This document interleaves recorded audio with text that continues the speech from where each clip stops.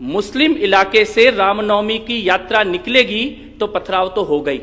ये बोला गया, इसी देश में बोला गया। मैं एक बात पूछना चाहता हूं, यह कहना कि अगर मुस्लिम क्षेत्र से रामनवमी की यात्रा निकलेगी तो पथराव होगा, और यह कहना कि बिटिया कपड़े कैसे पहनेगी उसके ऊपर निर्भर होगा कि उसका बलात्कार हो, इन दोनों बातों में एक बात है कि नहीं है, एक जैसा है कि नहीं है? यानी कि पीड़ित को अपराध का दोषी बताया जा रहा है, विक्टिम को क्रिमिनल बताने की कोशिश की जा रही है। यह तो वैसे ही हुआ कि कोई आदमी बोले कि भैया इतना ऊंचा ट्विन टावर बनाओगे तो आतंकवादी तो हवाई जहाज लेके मारे गए। यानी आतंकवादी की गलती नहीं है, ट्विन टावर बनाने वाले की गलती है कि इतनी ऊंची इमारत क्यों बनाई। और भारत में 21वीं सदी के भारत में वही भाषा आनंद जी बताएंगे विस्तार से इस बारे में। 1920 में कराची और लाहौर में जिन्ना ने एग्जैक्ट यही भाषा बोली थी, वोरा जी, एग्जैक्ट यही भाषा 1920 में जिन्ना ने बोली थी कि रामनवमी की यात्रा मुस्लिम इलाकों से नहीं निकलनी चाहिए। अक्षरशः एक एक शब्द यही था जिन्ना का 1920 में कराची और लाहौर में। और उसके 20 साल के बाद क्या हुआ उन इलाकों में, क्या हुआ उन क्षेत्रों में, क्या हुआ कराची और लाहौर में, जहां मुस्लिम इलाके से रामनवमी की यात्रा को निकालने पर बैन करने की बात 1920 में बोली गई। 1947 में वहां पे मुस्लिम राष्ट्र बनाने की घोषणा की गई। क्या 21वीं सदी का भारत इस देश को मुस्लिम और गैर मुस्लिम क्षेत्रों में बंटने देगा? क्या सदन से पूछना चाहता हूं, बंटने देंगे क्या? बंटना चाहिए क्या? कराकोरम से लेकर कन्याकुमारी तक भारत का एक एक गली और मोहल्ला भारत माता का इलाका है, और इसके अलावा किसी का इलाका नहीं हो सकता।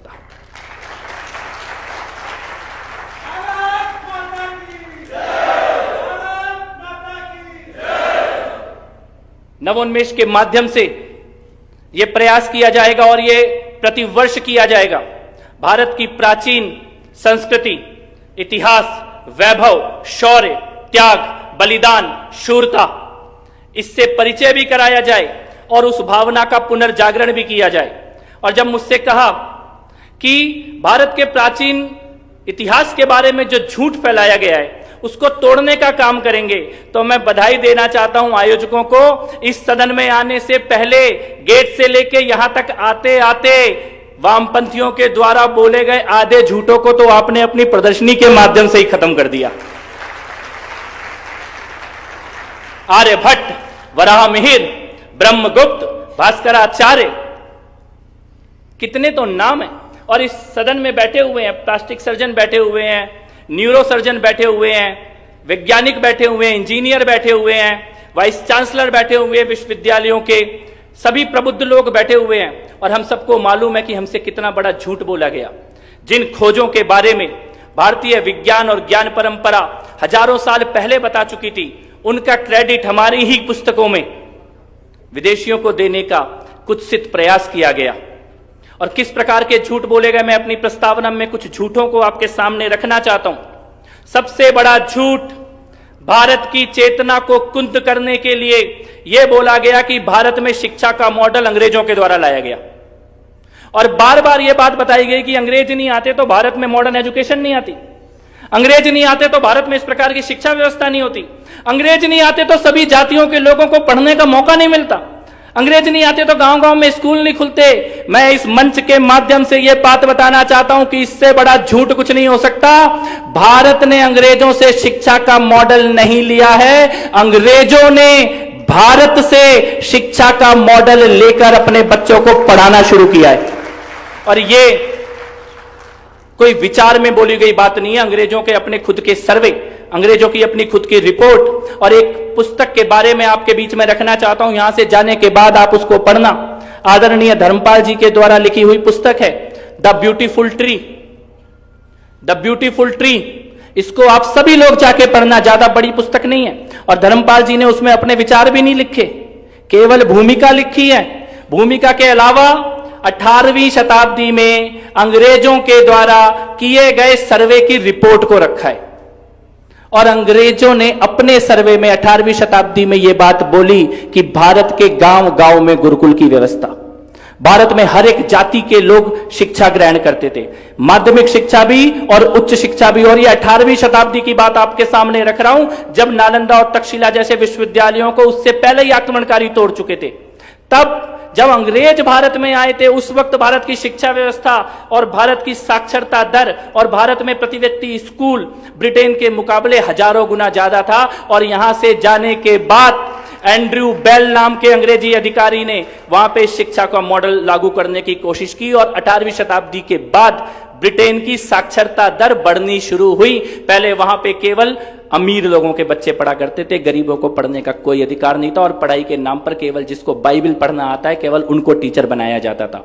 यानी पहला झूठ यह बोला गया कि भारत में शिक्षा का मॉडल अंग्रेज लेके आए हैं। भारत में शिक्षा का मॉडल अंग्रेज लेके नहीं आए हैं, अंग्रेजों को शिक्षा का मॉडल 18वीं शताब्दी में, प्राचीन भारत की बात नहीं कर रहा, 18वीं शताब्दी में ब्रिटेन को शिक्षा का मॉडल भारत ने दिया है। आज अगर उनके बच्चे पढ़ने का अधिकार प्राप्त कर पाए हैं तो यह भारत की शिक्षा व्यवस्था से सीखकर उनके यहां यूनिवर्सल एजुकेशन का काम शुरू हुआ है।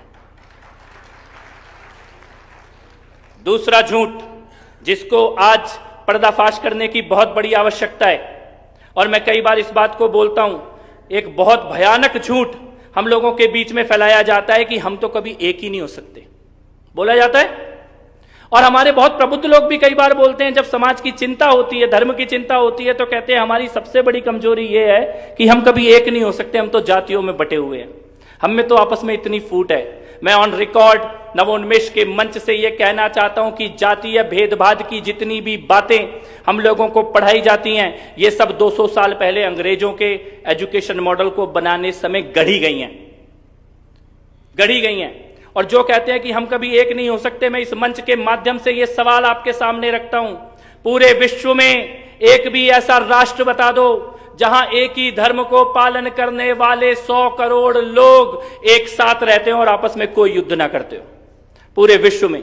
वो कहते हैं कि वेस्ट एक है और हम बटे हुए हैं। मैं कहता हूं कि आपके तो 1-1, 2-2 करोड़ की आबादी में कितने देश बनाने पड़ गए आपको, और छोटे छोटे देश बना के आपस में वर्ल्ड वॉर भी कर लिए दो, और अपने ही किए हुए युद्धों को विश्व युद्ध की संज्ञा भी दे दी।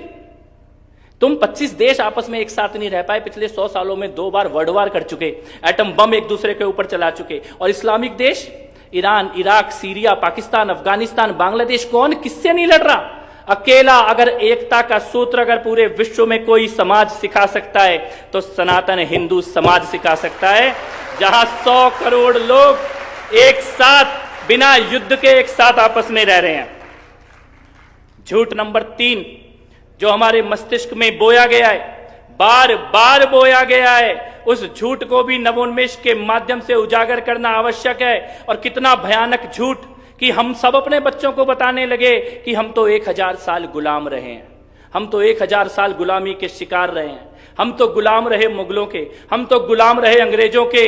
मैं ये कहना चाहता हूं, एक सूत्र वाक्य, कभी भी पराधीन नहीं रहा भारत, एक दिन के लिए भी भारत गुलाम नहीं रहा है, युद्ध में रहा है, संघर्ष में रहा है, त्याग किया है, बलिदान किया है। और जिस मुगल बादशाहत के किस्से हमारी इतिहास की किताबों में झूठे पढ़ाए जाते हैं, महरौली से लेकर आगरा तक 200 किलोमीटर से ज्यादा उनकी एक छत्र दुकान कहीं नहीं चली इस देश के अंदर। लेकिन यह कहानी कैसे बनी? कुछ दिन पहले, पिछले हफ्ते, अगर आपने एक वीडियो देखा हो, जामा मस्जिद का शाही इमाम खड़ा था।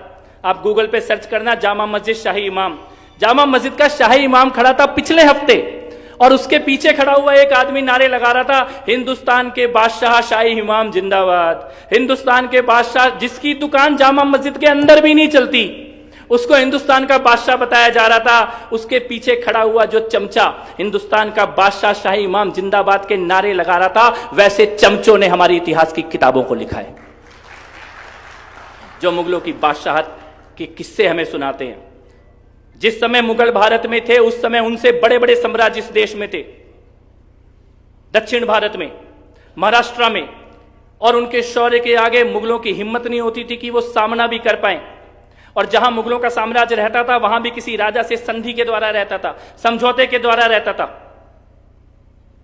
एक छत्र साम्राज्य ना मुगलों का इस देश में रहा और ना अंग्रेजों का इस देश में रहा।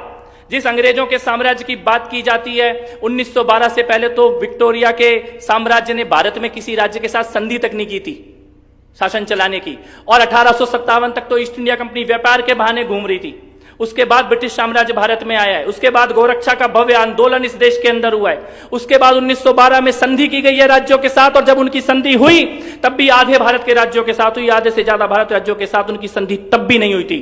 तो 1912 से 1947 35 साल का शासन रहा है, वो भी आधे भारत में।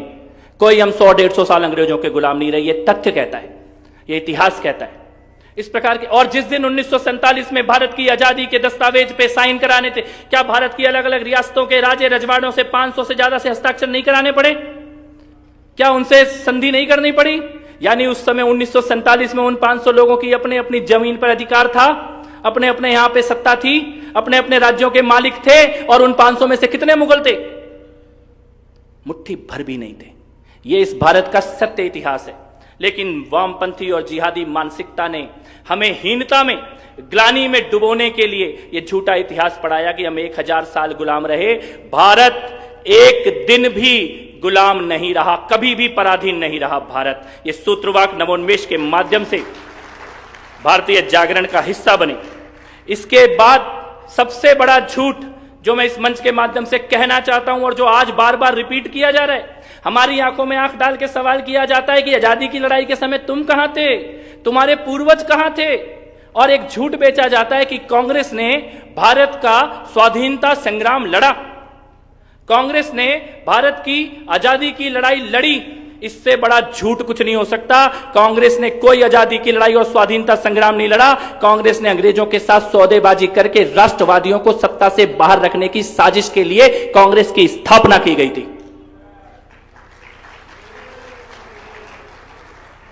हिंदी में पढ़ाया स्वाधीनता संग्राम, बोलचाल की भाषा में पढ़ाया आजादी की लड़ाई, और अंग्रेजों से बात करते समय क्या बोला? Movement, home rule, dominion. यही बातें हो रही थी, यही बात। क्या मूवमेंट और संग्राम एक ही है क्या? एक ही है क्या मूवमेंट और संग्राम? लड़ाई और आंदोलन एक ही है क्या?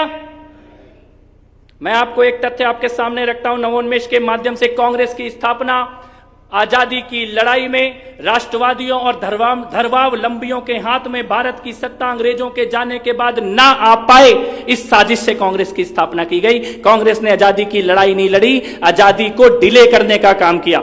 स्वाधीनता को और देर से स्वाधीन हो पाए हम, इसकी साजिश में कांग्रेस ने काम किया।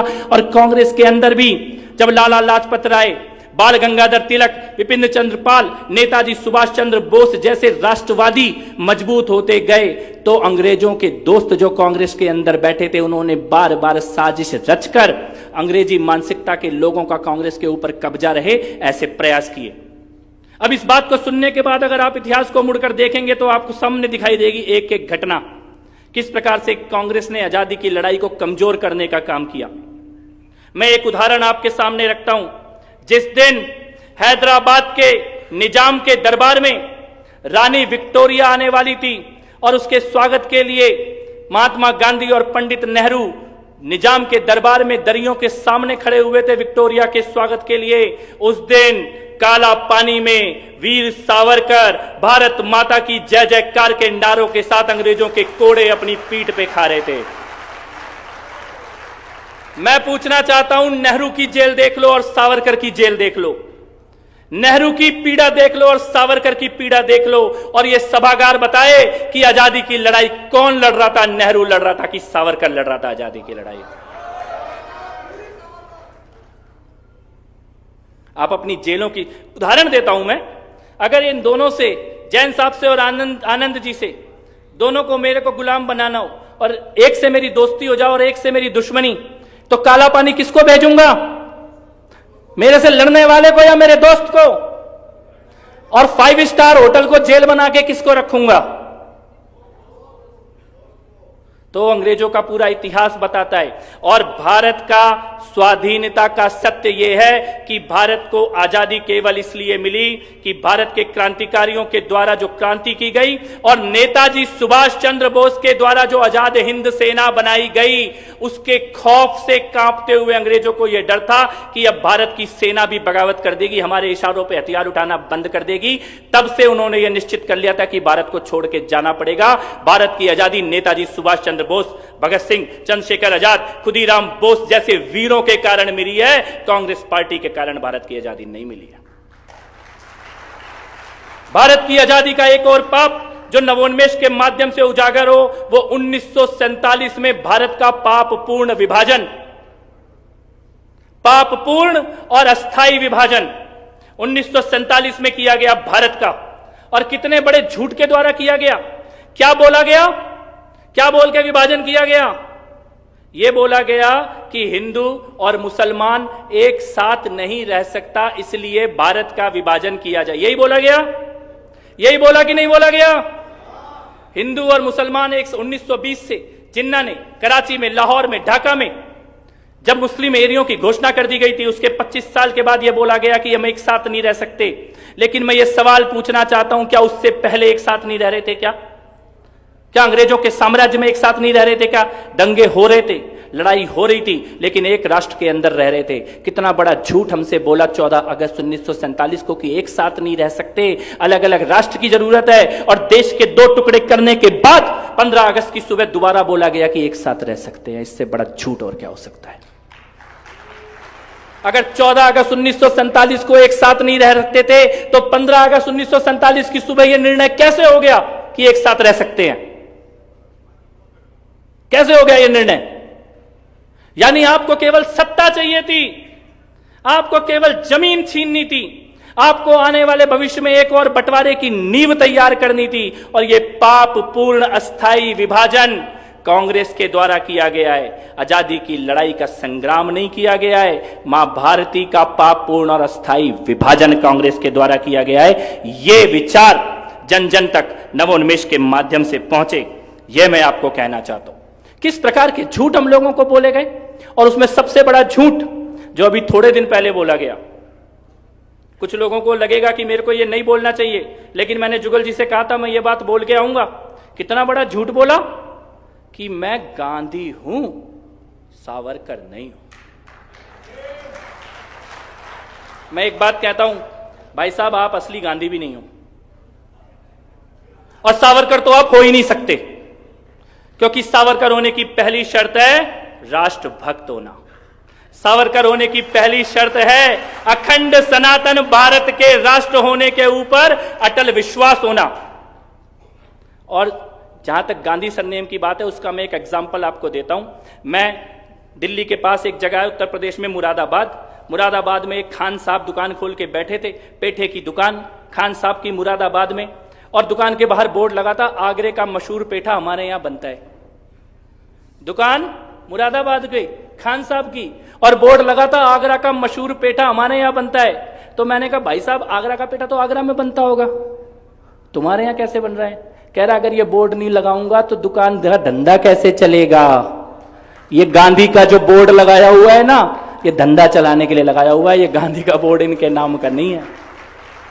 ये मुरादाबाद के खान साहब आगरे का पेठा बता के मुरादाबाद का पेठा बेच रहे हैं। क्योंकि कटु सत्य यह है कि आपके नाम के पीछे गांधी उनके कारण नहीं लगा जिनकी राजघाट में समाधि है, आपके नाम के पीछे गांधी उनके कारण लगा है जिनकी प्रयागराज में कब्र है। और यह तथ्य है।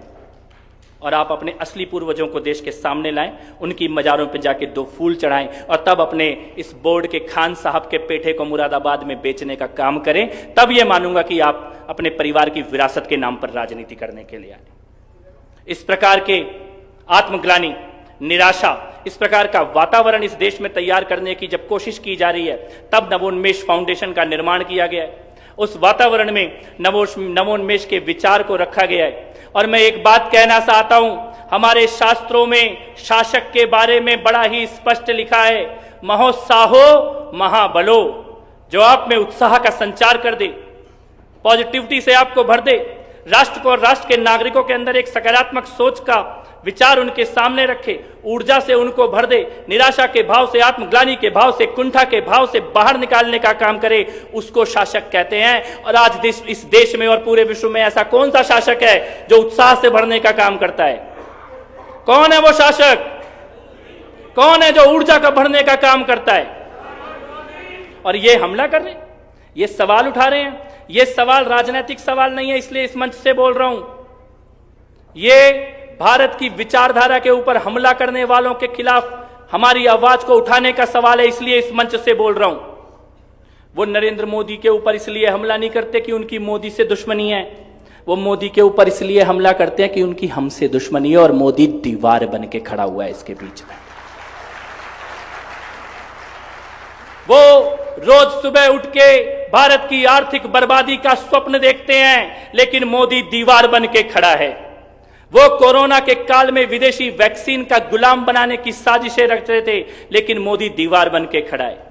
वो धारा 370 को वापस लाने के सपने देखते हैं, लेकिन मोदी दीवार बन के खड़ा है। वो पीएफआई के नेटवर्क को पूरे भारत में बिछाने का ख्वाब देखते हैं, लेकिन मोदी दीवार बन के खड़ा है। वो भारत को हीनता में, दीनता में डुबोने के सपने देखते हैं, लेकिन मोदी दीवार बन के खड़ा है। वो हमारे देश को, हिंदुओं को जातियों में बांटने का प्लान करते हैं, लेकिन मोदी दीवार बन के खड़ा है। वो आदिवासी और नॉन आदिवासी में फूट डालने का, जहर बोने का काम करते हैं, लेकिन मोदी दीवार बन के खड़ा है। और इसीलिए इस मंच से यह जानना जरूरी है कि किस प्रकार का नेतृत्व और किस प्रकार का शासन भारत को और भारत के प्रदेशों को चाहिए। भारत में ऊर्जा को बढ़ाने का काम कौन कर रहा है? और मैं ये कहना चाहता हूं कि जो भी हमें जातियों में बांटने की साजिश रचे, जो भी हमारी कमियों को ज्यादा बढ़ा बनाकर बताए और हमारे गुणों के बारे में चर्चा भी ना करे, जो भी ये चाहे कि समाज में निराशा और हीनता की भावना से समाज भर जाए, युवाओं में निराशा की भावना भर जाए, ऐसा प्रत्येक शासक और राजनेता पापपूर्ण राजनीति कर रहा है। और ऐसे सभी चोरों को एक ही डर है कि चौकीदार को हटाओ। इन सभी चोरों का एक ही नारा है कि चौकीदार को हटाओ। उनकी चौकीदार से दुश्मनी नहीं है, उनकी दुश्मनी आपकी तिजोरी से है। चौकीदार के हटते ही आपकी तिजोरी में हाथ मारने की चालाकी करना चाहते हैं, इसलिए आपके और हमारे बीच में खड़े होकर रोते हैं, चौकीदार को हटाओ। इस साजिश को समझने के लिए भारत की सनातन परंपरा के पुनर्जागरण की ये जो साजिश हो रही है,